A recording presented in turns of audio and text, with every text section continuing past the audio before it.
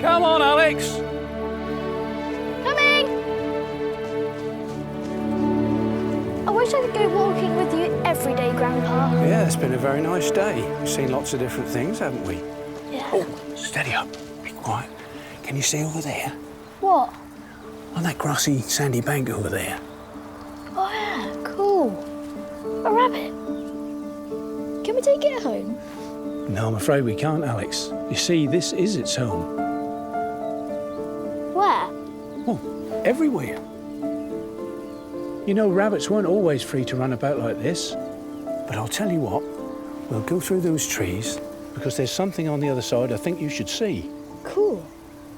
Come on, let's go.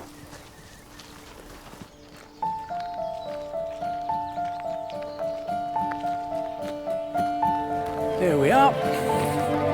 Whoa! A castle! Almost. This is Thetford Warren Lodge. What's a Warren Lodge? Well, it was a place that was originally owned by the church and then that was passed over to wealthy landowners. The people who lived in there were very trustworthy and looked after the rabbits on the warren because they were so important. But rabbits aren't important. They're just pets. Yeah, well, hundreds of years ago they were very, very special and not everyone could have them. Of course, the whole of the Brecks were very different back then. There weren't even any of these trees. Really?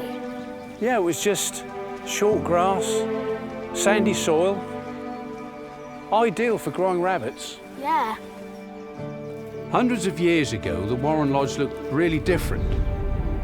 It was on 2 floors. Downstairs was full of equipment and tools, and rabbit furs would have been hanging everywhere to dry.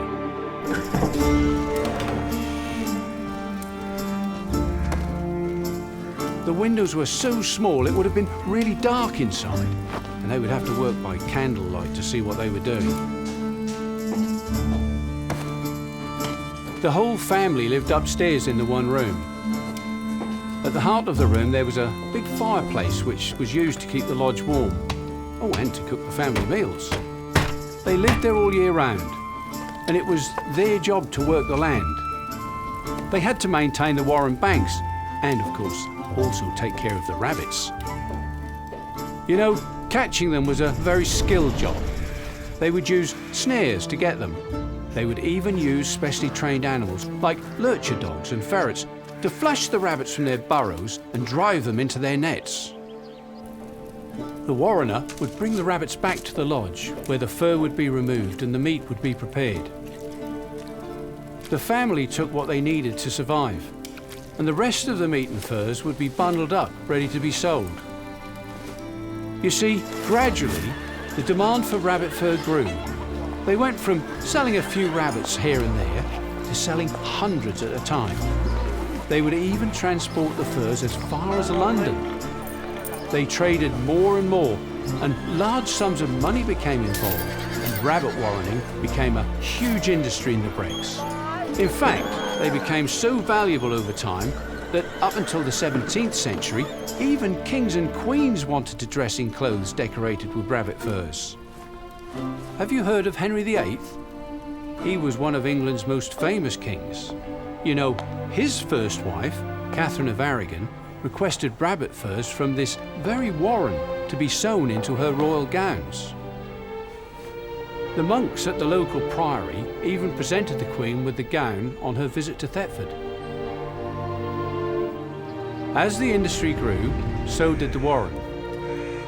The problem is, the more valuable something becomes, the more you have to protect it.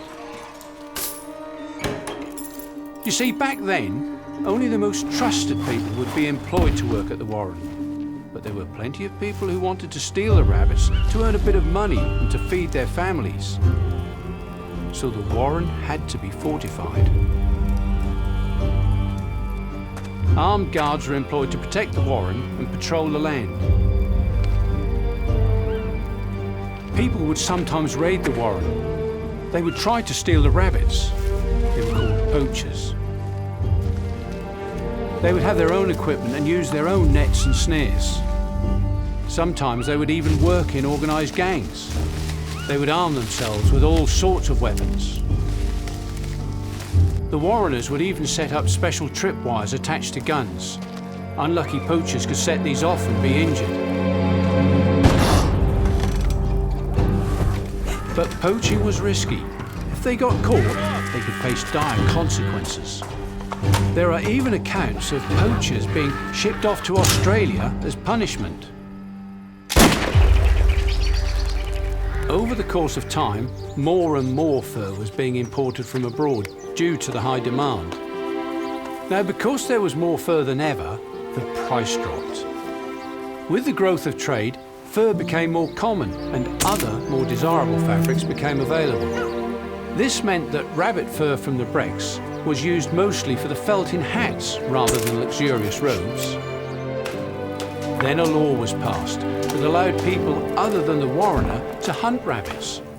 It became, well, more of a sport, and people began shooting for fun and to keep rabbits off their crops. But like all things, when more people are involved, accidents are likely to happen. No one knows exactly what happened, but about 80 years ago now, a great fire broke out and completely destroyed the lodge. The roofs would have been thatch and the beams and floor would have been wood, so the fire took hold and went out of control.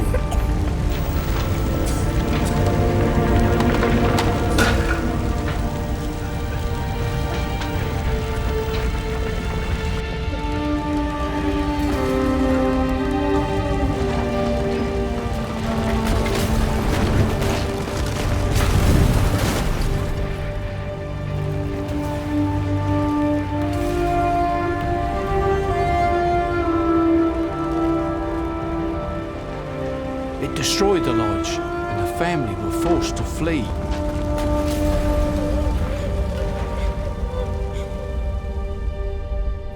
And this is all that survived. Funny, really. All that history gone in a flash and forgotten. Hidden away behind all these trees until recently. There's a lot of history in the Brecks area. Lots of forgotten stories. Come on, let's get you home.